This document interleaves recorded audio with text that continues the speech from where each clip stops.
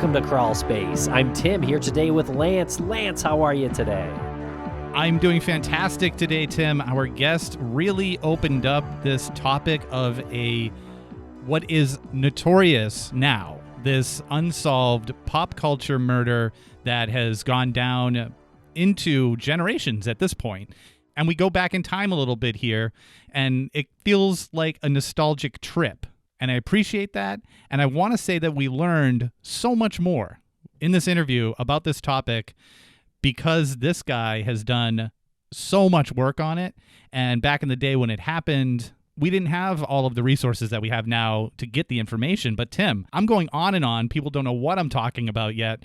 Let's talk about you and your mood. How are you? I'm doing great today. Thanks a lot. I'm very excited to introduce this conversation that we had with filmmaker and podcaster and journalist Don Sikorski. And Don has put together a podcast called The Dossier, and it's from Criminal Minded Media, and it is about Chris Wallace, or the Notorious B.I.G, and his murder. He was murdered in 1997 in Los Angeles at the age of 24 years old. So we go over his murder and talk about Don's podcast, The Dossier, which is really diving deep and really trying to uncover who killed Biggie. Who killed Biggie and why, and if Biggie was actually the intended target for this hit. And this, of course, isn't just about Biggie. This expands into the whole hip-hop culture of the time, Tupac, etc. It is really this exploration of what happened culturally at that time. And again, it's very interesting to go back in time and think about where you were at when you heard these songs, when you heard Tupac, when you heard Biggie for the first time, when you heard Snoop, like that whole genre of music that you were introduced to if you weren't in that culture. And it hit that mainstream. And it's a really poignant reflection on, I guess, your youth, if you're in that age range. Yeah, I think it's a really interesting story. I hope you all enjoy this interview with Don, and make sure to check out his podcast, The Dossier, which is still airing now. Let us know what you think on social media at Crawlspace Podcast or Crawlspace Pod. And Tim, if people wanted to hear this episode along with about 1 million other episodes of the shows that we've done without the commercials, where would one travel via the internet to do so? Well, our good listeners can now subscribe to Crawlspace Premium on Apple Podcasts right there in the app. But if you're not an Apple user, you can go to crawlspace.supportingcast.fm and sign up for the same product there. You get early releases, ad-free episodes, and our bonus show that everybody loves. So make sure to check that out. All right, we're going to take a quick commercial break, and we'll be right back with Don Sikorski.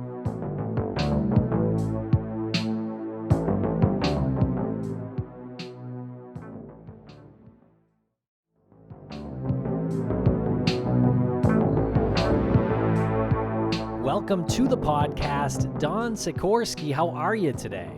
I'm doing well. How are you guys? Yeah, we're doing very well today, and really excited to speak with you and to, first of all, just say well done on taking on one of today's most notorious unsolved murders in pop culture. Added on to that, it must have been a daunting task. But before we get to that, can you let the audience know who you are and a little bit about your background? Yeah, so my name obviously is Don Sikorski. Upon graduating from NYU, I graduated with a degree in journalism. I didn't know exactly what I wanted to do. And what was funny is at that time, this is roughly the early 2000s, there was a rumor in New York City that the NYPD had a secret task force that was going after crimes within the hip hop music business. And as a young journalist and then filmmaker, I said, this is pretty interesting. I went up to B&H in New York City, which is this famous camera store. I bought a camera. And for the next 3 years, I sort of went into the underbelly of hip hop and tried to understand why the NYPD, the FBI, and the U.S. Attorney's Office was doing these sort of hardcore hip hop crime investigations, right? And that film came out through Universal. It was called Rap Sheet, Hip Hop and the Cops. And not to get long-winded, but all of my work and my career, sort of that was the origin story of it, right? And within hip hop, what you have is you have a lot of cops and robbers stories. You have a lot of, what was considered at that time a lot of the sort of underworld drug figures from the 80s in New York City and Los Angeles found their way inside hip hop. And to me, it was always, what these stories have always been is a criminal justice story, right? It's about policing. It's about a musical culture in hip hop that now you could argue is the most popular form of music and pop culture. So all of those elements for me, have always been the ingredients for great storytelling.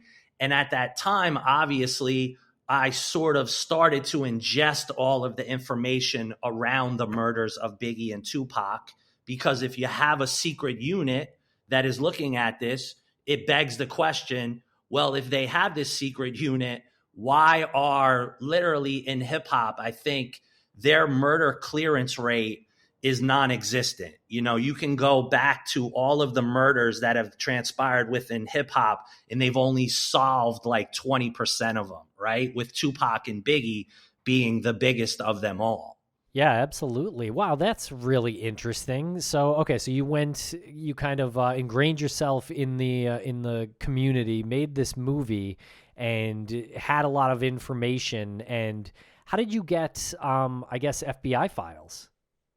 So that's a great story. And for me, when I decided to do this podcast, the reason why I did this is I personally felt at the time that the stories of Biggie and Tupac had been done to death, right? And I was hired by Fox to do a special on Fox Network called Who Shot Biggie and Tupac? And what was fascinating about it is as an executive producer, they gave me access to a lot of lawyers, a lot of private investigators, and I was getting a lot of these sort of, for lack of a better word, data dumps from researchers. And within one of these data dumps, I saw a name that was an FBI agent, and his name was Phil Carson. And I said, that's interesting. An FBI agent looked at this case. He's got to be still around. It seems like he's a young guy. But at the time in my research, I knew he was also still within the FBI. And when people are still within the FBI, the percentages of them talking to you are very low, especially about a case they worked. I was able to get a few phone numbers, and I was able to get an email. And I made a blind phone call, and Phil Carson, the FBI agent, answers the phone. And I said, hey, man, I'm looking into this. I saw your name. And the response I got on the other end of the phone was from an individual who sounded like he was holding on to a story for about 15 years, which he was. And that story was that he was the only FBI agent to be assigned to look into the murder of Biggie. And secondarily to that, he told me he solved the murder, and it was completely shut down by the powers that be within the LAPD, within the U.S. Attorney's Office, but not, funny enough, within the FBI. The FBI was very supportive of his investigation. Now, the second part of this, I do have to protect the source. In the midst of all of this investigation, I got two sources. One of them was a gentleman by the name of Sergio Robledo. And Sergio Robledo was the private detective for the Wallace family when they sued the city of Los Angeles. The other source will remain nameless. But between these two sources, I was given all of the civil trial documents, which are under federal seal, meaning no one had ever saw them. And I also was able to get the unredacted FBI files of Phil Carson's investigative case. Now, what that provides you as a journalist is a roadmap and proof in black and white within FBI and LAPD files of what went on.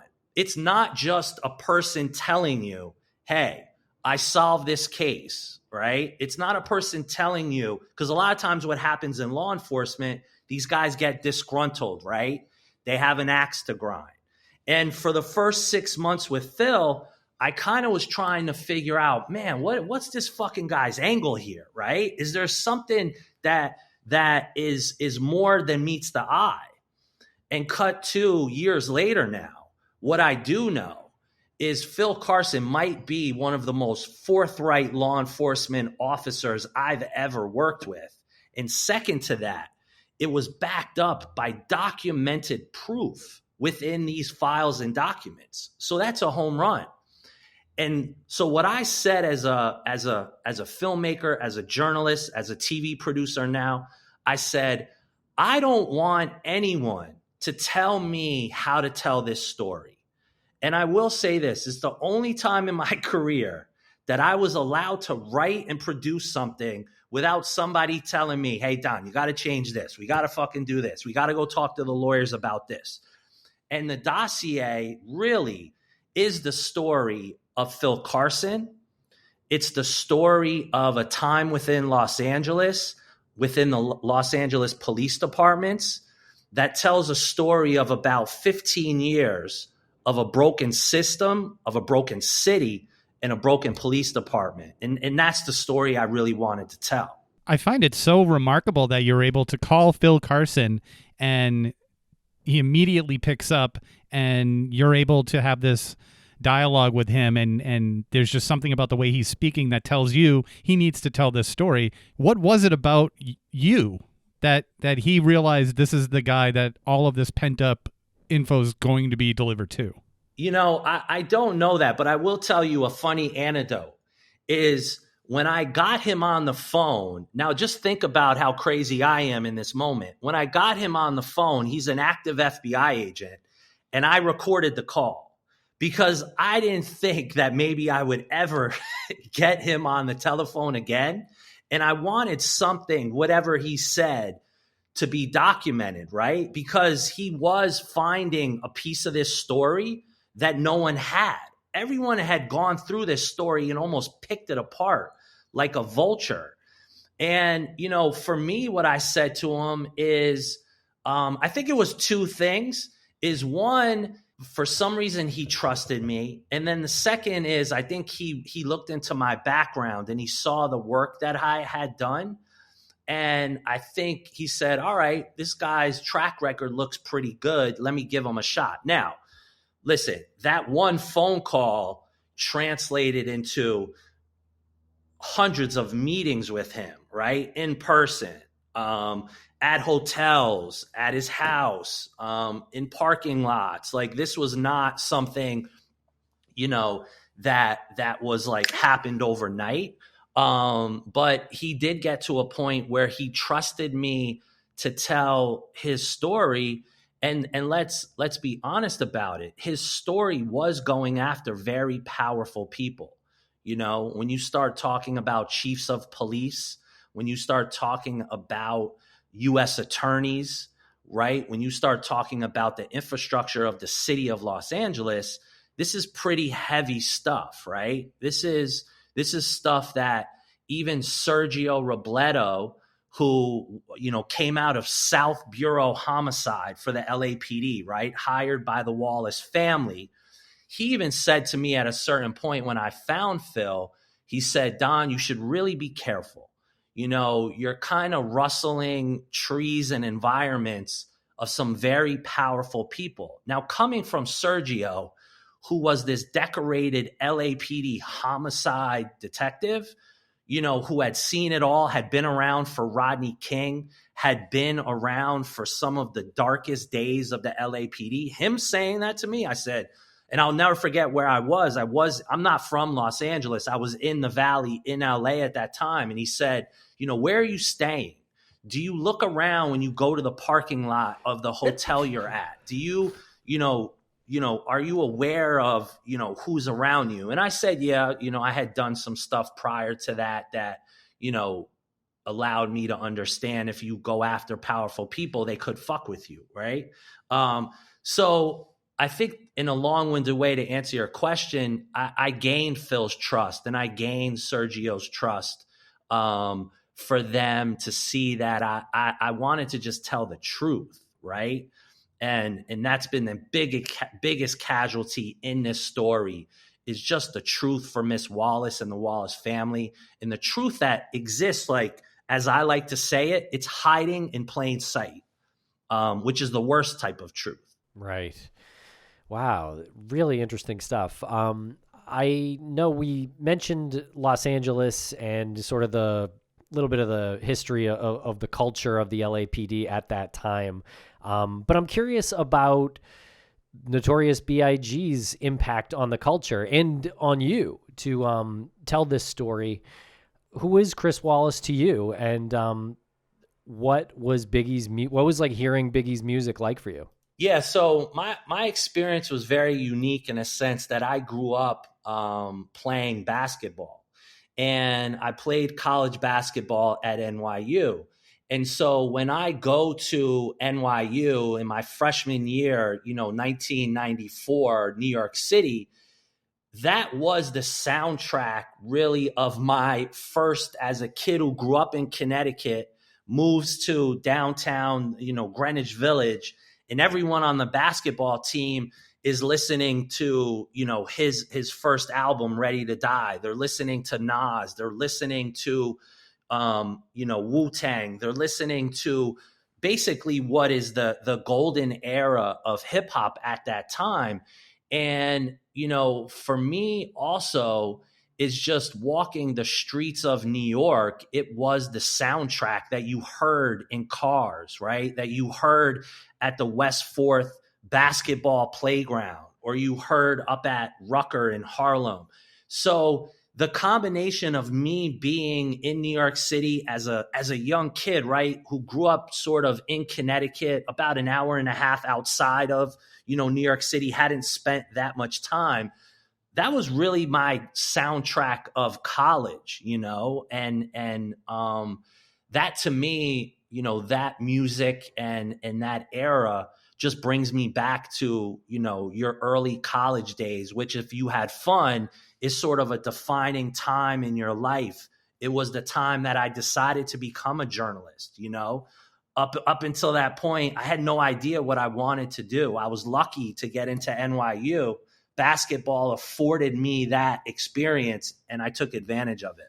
Yeah, I think just hearing you say that and remembering that time period where those artists were so huge, and it was the first time that a genre of music crossed over cultures. Where you mentioned being in Connecticut. I grew up in New Hampshire, but we all heard the same music coming out of the same cars when they're pulling up to high school, and these aren't people who look like the artists. These are not the same neighborhoods that these artists grew up in.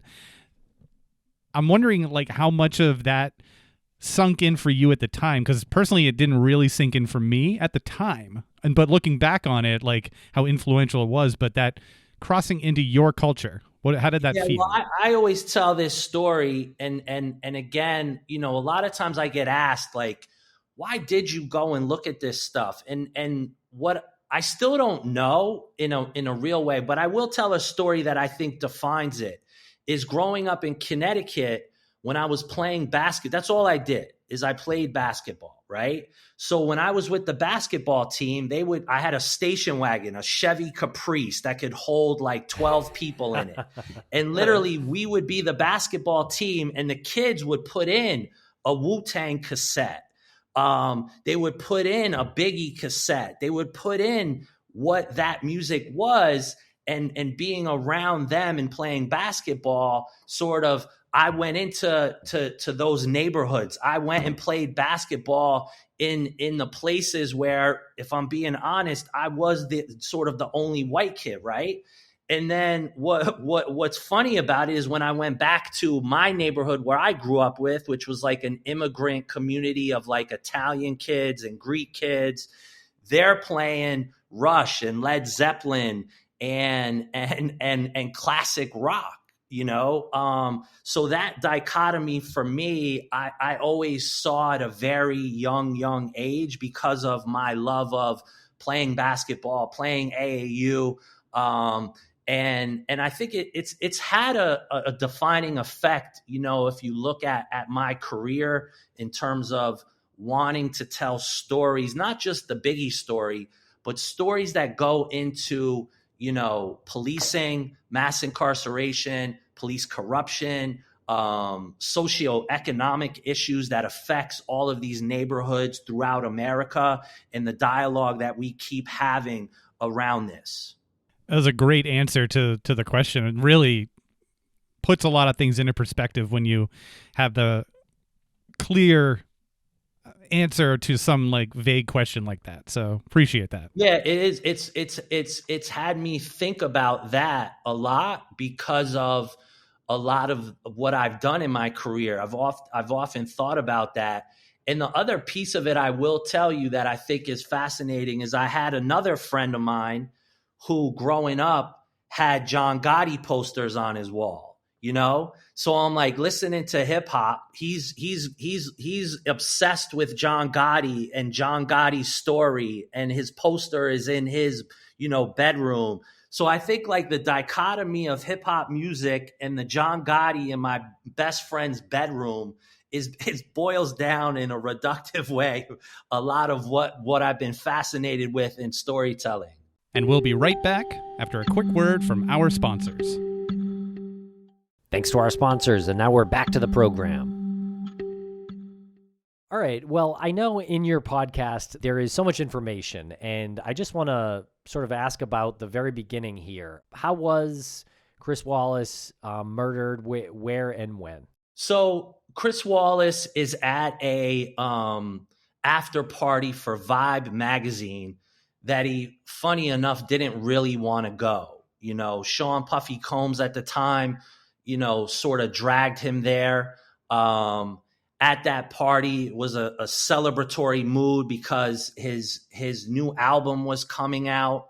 They're at the party. There's a lot of different characters at the party that we now know. There's Crips and Bloods. There's, off-duty LAPD officers, on-duty LAPD officers, celebrities from Leonardo DiCaprio to Shaq to this is a Hollywood party.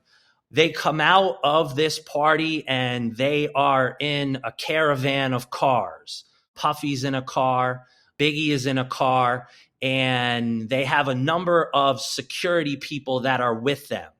A number of those security officers that are with them that night are actually police officers. They're Long Beach police officers, they're LA County Sheriff's police officers, and then they're security for Biggie and Puffy, specifically an individual named Eugene Deal, who becomes very important in this story. They pull out of the Peterson Automotive Museum, and here's where it gets interesting. Is in the first car is Puffy, in the second car is Biggie and a number of people, and Eugene Deal is in the car with Puffy. And Eugene Deal had been told prior to that party not to go to the party, that there was something going on, that either Puffy or Biggie could be killed. And Gene Deal communicated that to Puffy, and he didn't listen.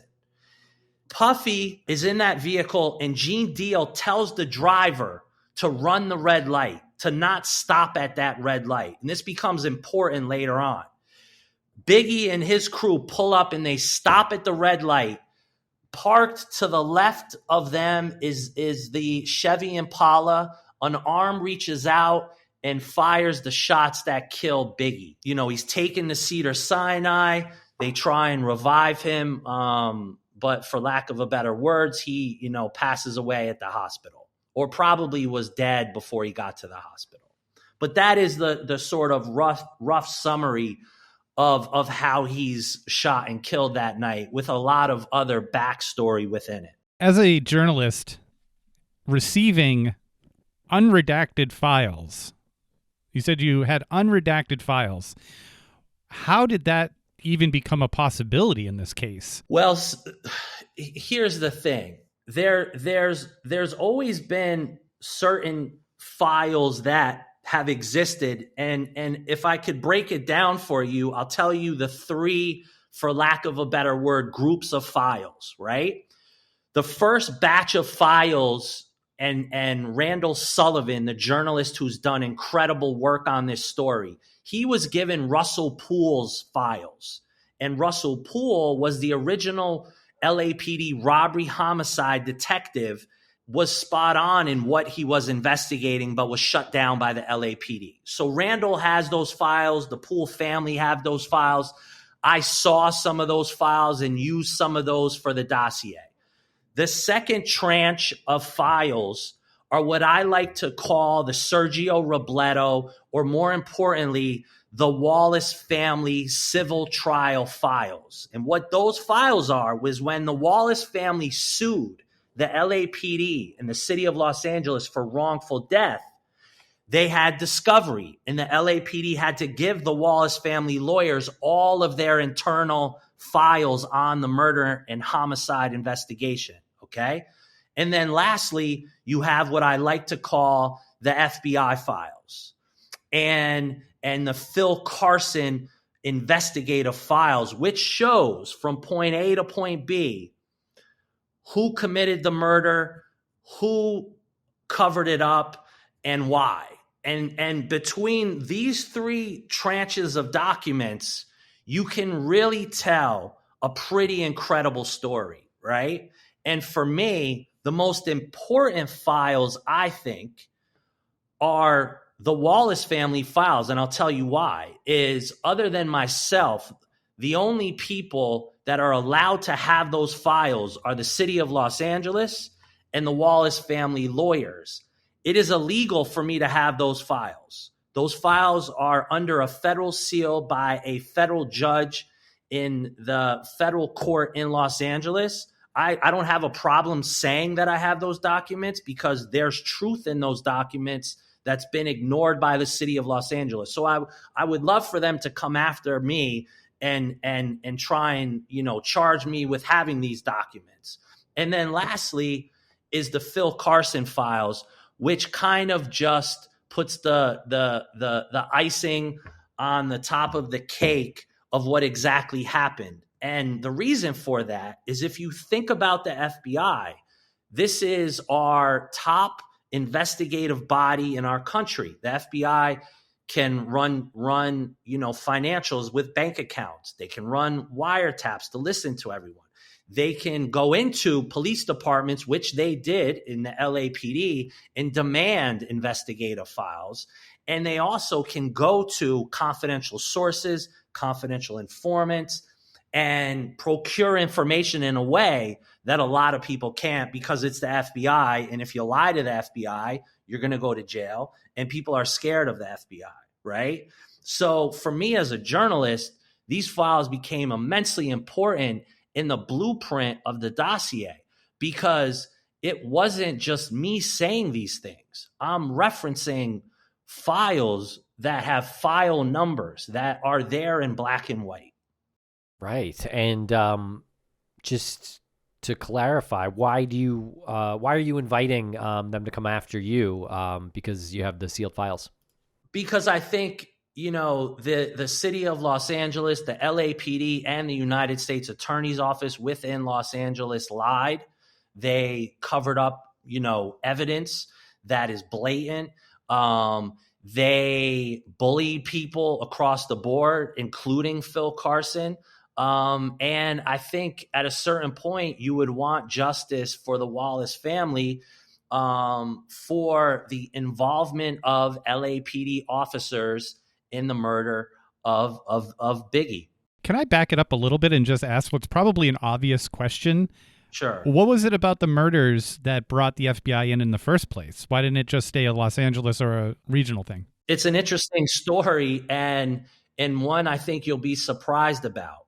So what I started to realize with Phil Carson is Phil Carson traditionally worked as within the LA field office around public corruption. Now, the reason Phil Carson gets to Biggie is very simple.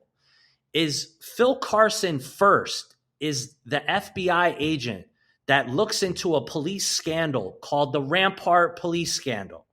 And the Rampart police scandal involves a crew of dirty police officers. That includes David Mack, Rafael Perez, Nino Durden, Kevin Gaines, and a slew of others. So he does that investigation, and what he realizes is that the LAPD is containing the amount of dirty officers within the Rampart Police Division.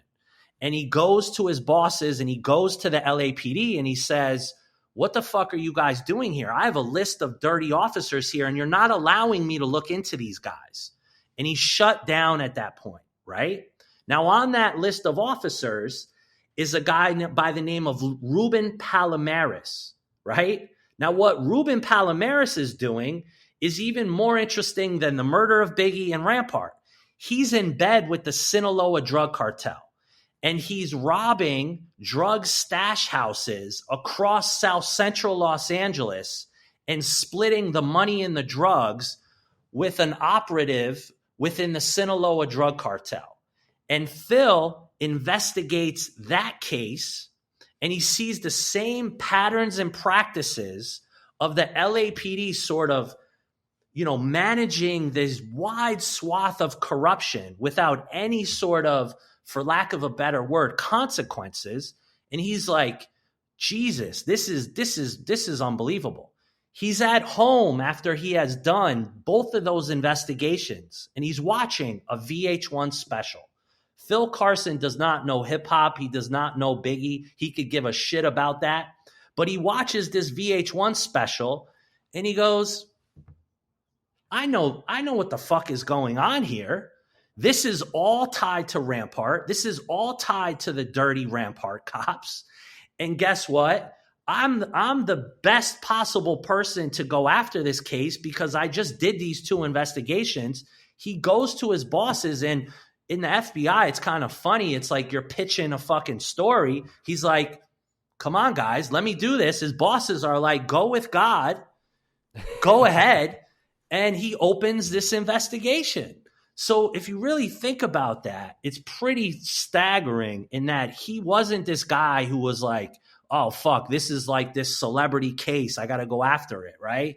There was precedent-setting cases prior to Biggie that he saw all of these players and he's like, oh, okay, I know what the fuck's going on here. And there you have it. Wow. So Phil Carson kind of got involved because he felt like he had an angle or like the perspective of more than one case that could help. Wow, that's really interesting. So does this connect to Tupac before Biggie? So I will say this about Tupac that I think is vastly interesting is Suge Knight made a statement in the first season of the Dossier. And he said, if you solve one, you solve the other, right? And again, I say you take what Suge says with a grain of salt. He said many things to misdirect people many times over the years. But I think there's something to that. And secondarily to that, there's an individual LAPD officer named Kevin Gaines. Now, Kevin Gaines was sleeping with Suge Knight's wife. Kevin Gaines at certain points was taken out to the desert by Suge Knight and sort of undressed physically and, for lack of a better word, psychologically saying you stay away from, my wife, blah, blah, blah. Kevin Gaines was, friends with David Mack, with Rafael Perez. Kevin Gaines at times worked security for Snoop Dogg, right?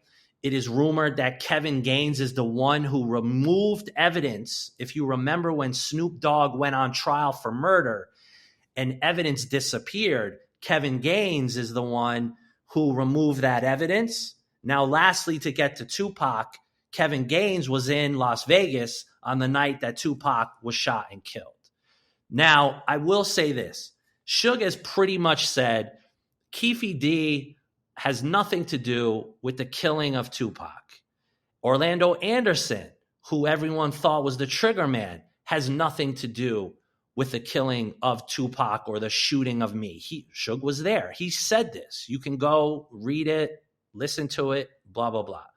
So as it regards to Tupac and Biggie, I think there is a case that I'm starting to connect that also puts LAPD officer Kevin Gaines and maybe others in Vegas the night that Tupac is killed.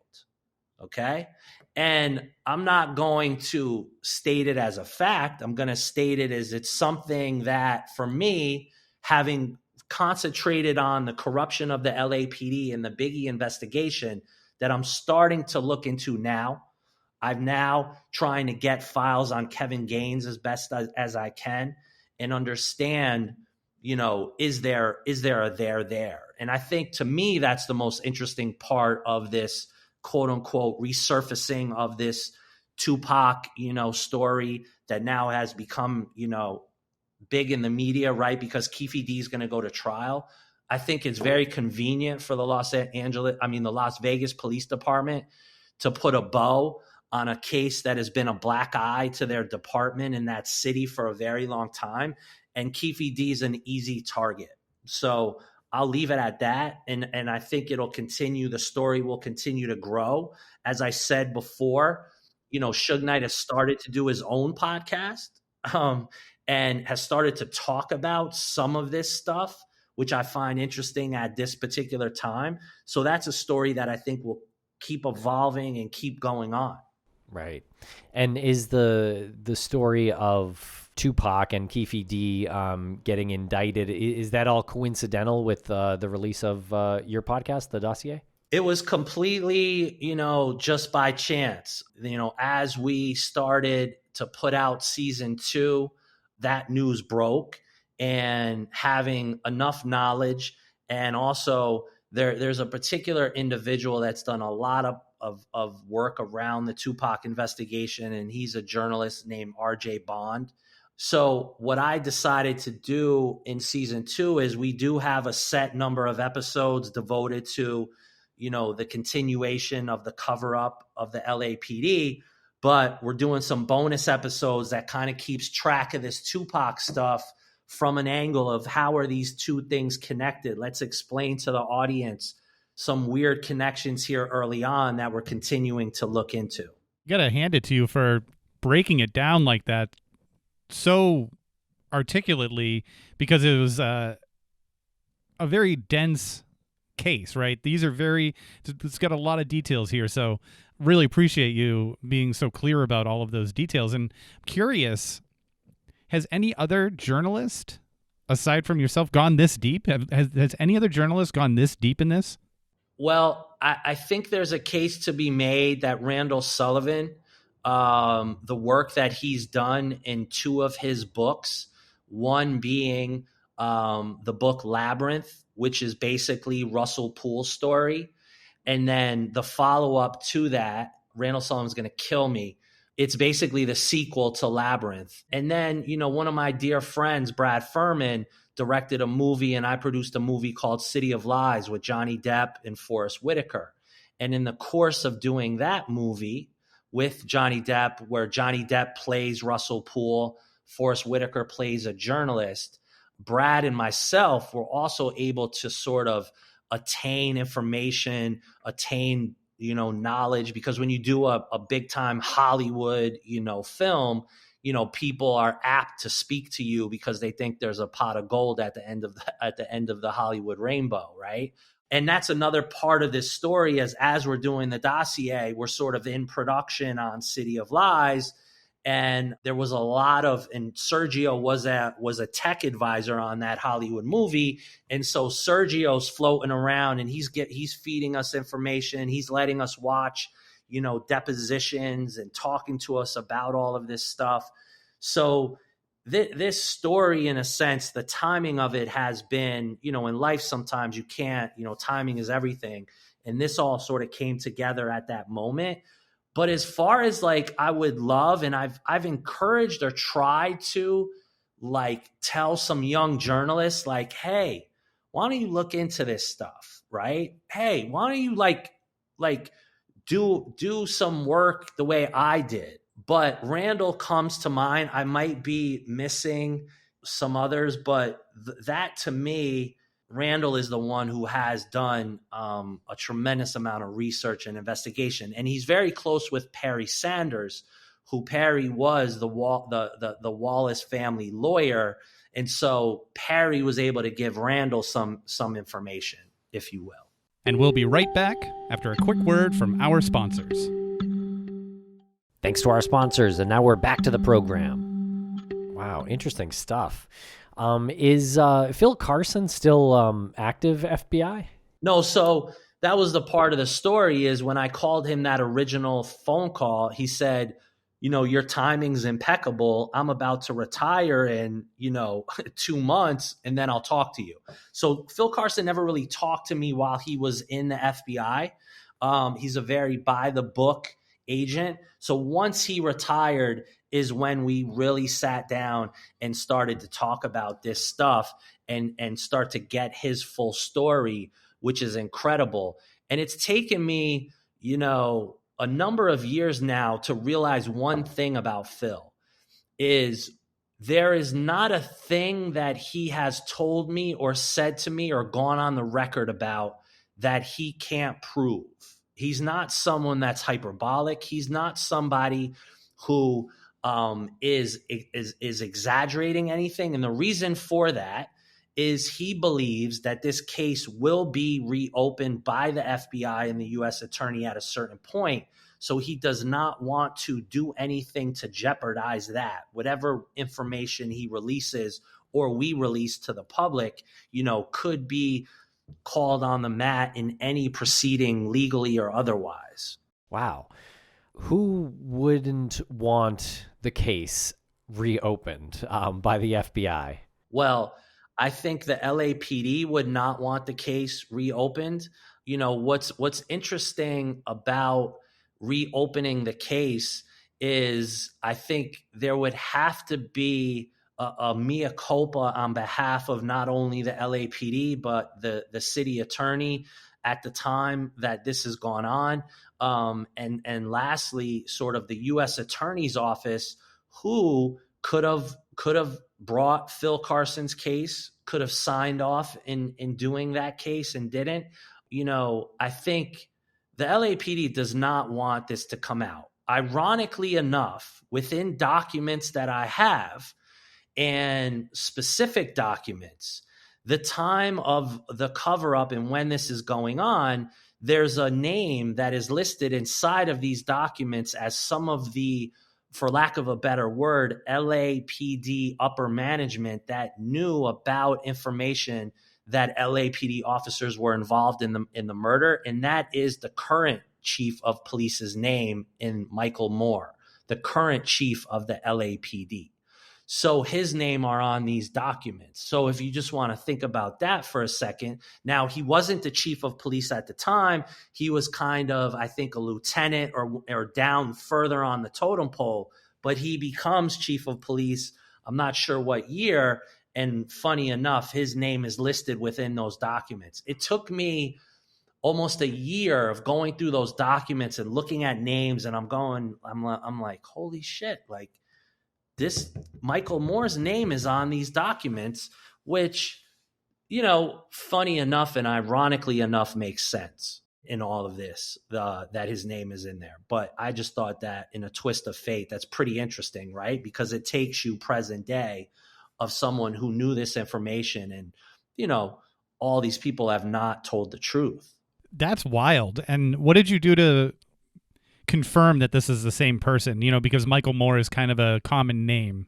Yeah, so I spoke to Sergio at the time, and then I confirmed with a number of people who worked inside the LAPD that was the same Michael Moore, and that was his rank at that particular time of the process of what was going on in the Biggie investigation. And I'm going to try to do my best to articulate this question. I apologize if I fumble through it a little bit, but the statistics of performance artists like rappers and hip hop artists is so much higher than other performance artists in terms of unsolved homicides. And if you look at it, most of them, almost 100%, are shooting victims. And I'm wondering what this could do to speak to that statistic if the murders of Tupac and Biggie are solved. What does that do for that culture, and what does that say? Well, I think what it gets to really is the national conversation or global conversation that everyone has been having about policing, right? And about the dynamics of policing in traditional areas of poverty, of socioeconomic, for lack of a better word, neighborhoods that the drug war has ravaged, right? I think it would mean a lot if these police departments, and a lot of police departments want to talk about reconciliation. They want to talk about transparency, right? They want to talk about cleaning up corruption, no matter where it is.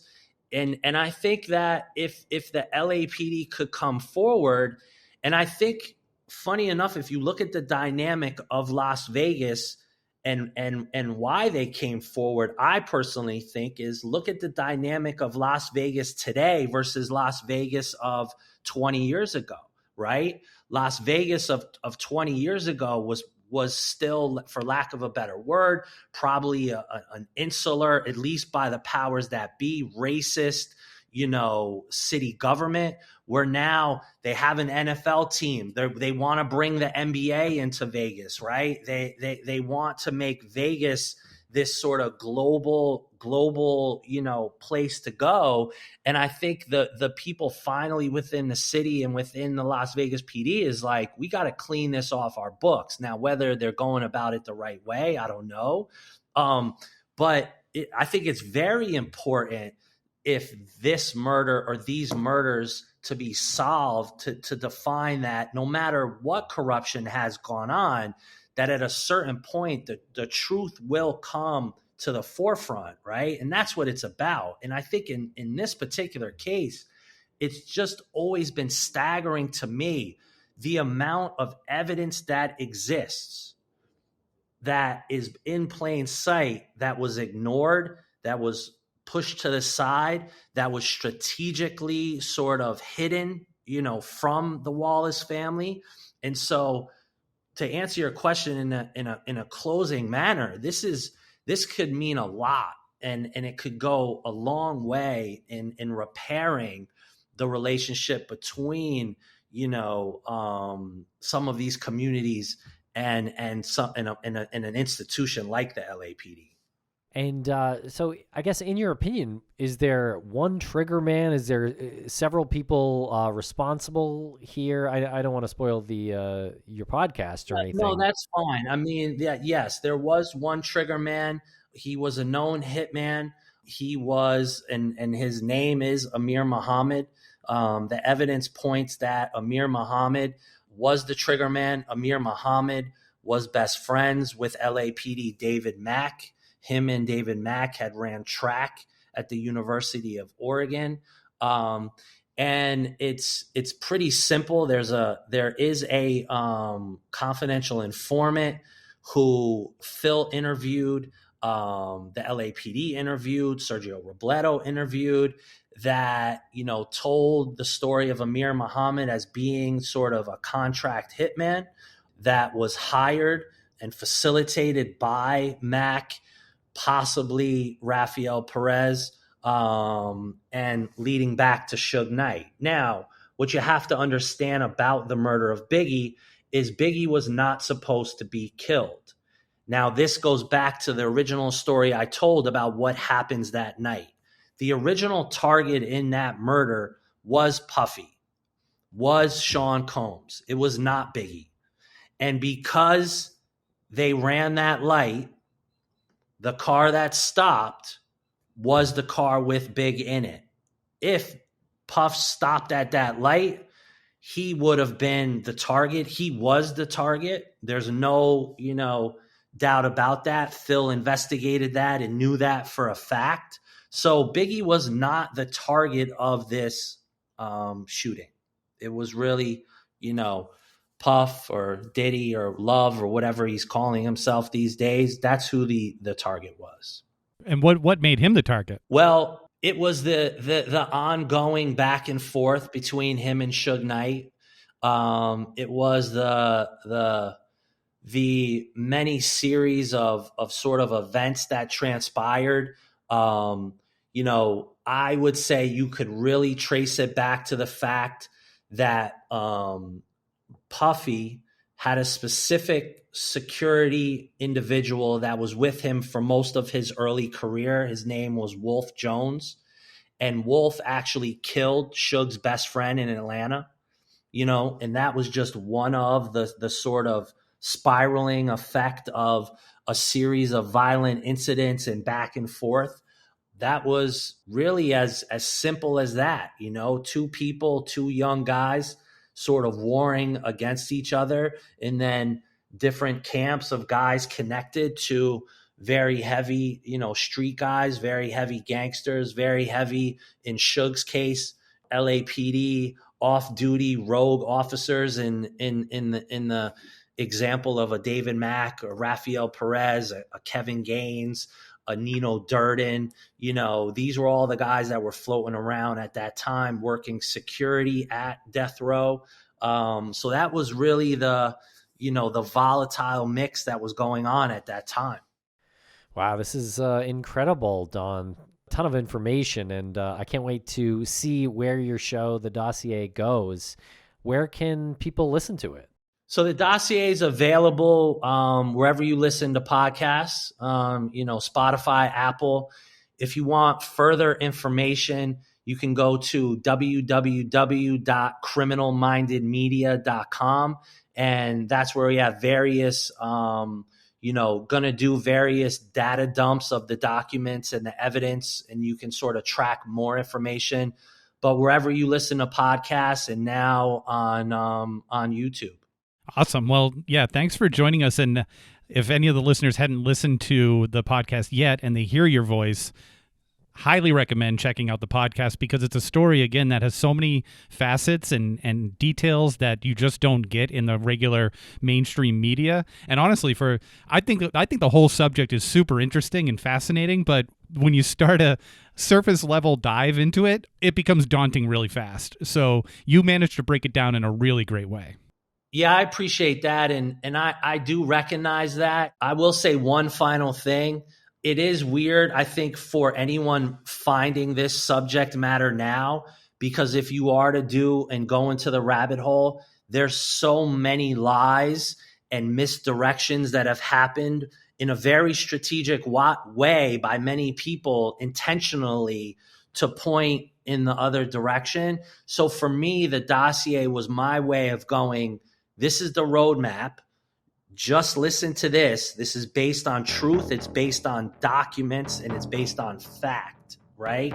And that was important to me to continue to do that, because any young person discovering this subject matter now or years from now will go into a rabbit hole. And what I wanted to do is just say, here's some truth. Let's look at this.